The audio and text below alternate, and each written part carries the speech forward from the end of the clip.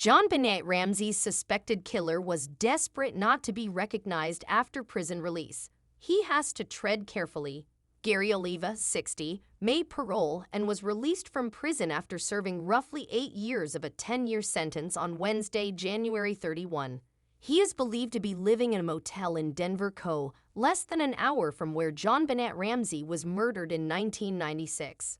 According to a source, the ex-convict, who claimed he'd killed the little girl in letters to acquaintances, was obviously desperate not to be recognized and looked really shifty after his release.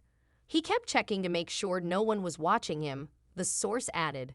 Word quickly got out that he was staying there. People are not so keen on monsters who prey on children. He must know he has to tread very carefully. As OK previously reported, Oliva had a sick obsession with JonBenét and allegedly confessed to murdering her while conversing with a former schoolmate, but he has never been convicted of any crime related to her death.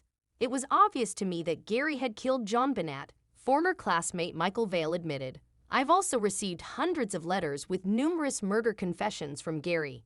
In one correspondence, Oliva allegedly wrote, "I never loved anyone like I did JonBenét, and yet I let her slip and her head bashed in half, and I watched her die.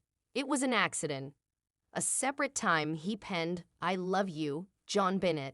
It would be worth it to take the blame for you." When Oliva was initially arrested, more than 300 pictures of JonBenét in his phone, and he also drew a number of images of the murdered child from behind bars.